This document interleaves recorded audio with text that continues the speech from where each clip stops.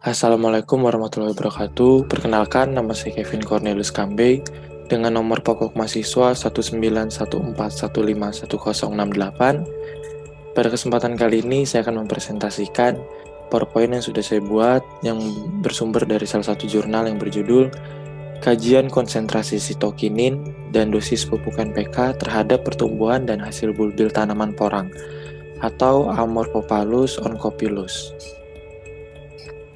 Indikator materi yang akan saya jelaskan yang pertama yaitu pendahuluan, tujuan penelitian, metode penelitian, prosedur kerja, hasil dan pembahasan, dan kesimpulan.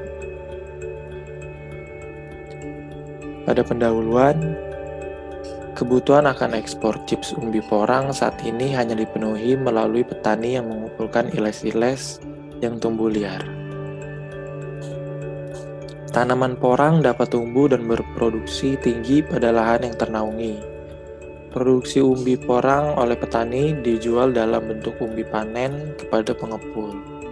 Umbi dirajang dengan tebal sekitar 8 mm, lalu dikeringkan sampai kadar air mencapai sekitar 12%. Morfologi porang yaitu pada ukurannya, tanaman porang adalah herba yang memiliki tinggi 100-150 cm. Batang tegak, lunak, halus berwarna hijau belang-belang atau totol-totol putih. Batang tunggal bercabang menjadi 3 batang sekunder. Pada ketiak daun akan tumbuh bulbil atau katak berwarna coklat kehitam-hitaman. Pada penelitian ini memiliki tujuan yaitu yang pertama, mengetahui pengaruh kombinasi perlakuan konsentrasi CPPU dan dosis pupuk NPK terhadap pertumbuhan dan hasil bulbil tanaman porang. Yang kedua yaitu mengetahui konsentrasi ZPT yang efektif dalam memperbaiki pertumbuhan tanaman porang. Dan yang terakhir yaitu mengetahui dosis pupuk NPK optimum terhadap pertumbuhan tanaman porang. Metodologi penelitian. Penelitian ini dilakukan di Kebun Percobaan Fakultas Pertanian UPN, Veteran Jawa Timur. Penelitian ini dilakukan pada bulan Januari sampai dengan bulan April 2015. Bahan penelitian yang digunakan yaitu tanah, kompos, polybag, bulbil tanaman porang, zat pengatur tumbuh sitokinin, pupuk urea, SP36, dan KCl. Percobaan ini merupakan percobaan faktorial dengan 2 faktor yang disusun dalam rancangan acak lengkap atau RAL. Prosedur kerja yang pertama yaitu media tanam berupa campuran tanah dan kompos dengan perbandingan 3:1. Lalu media tersebut dimasukkan ke dalam polybag ukuran 25x25. Selanjutnya yaitu bibit dipilih terlebih dahulu yaitu bulbil yang sudah bertunas. Lalu dilakukan penanaman pada sore hari. Pemberian pupuk dilakukan dengan cara dibenamkan di sekitar batang porang. Pengaplikasian CPPU disemprotkan ke seluruh permukaan daun. Pemeliharaan porang dilakukan meliputi penyiraman, penyiangan, pengendalian OPT, dan pembumbunan.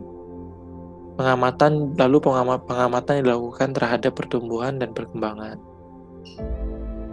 Masuk ke dalam hasil dan pembahasan. Yang pertama itu berdasarkan hasil analisis sidik ragam konsentrasi CPPU dan dosis pupuk NPK menunjukkan bahwa tidak terdapat interaksi nyata pada semua peubah pengamatan.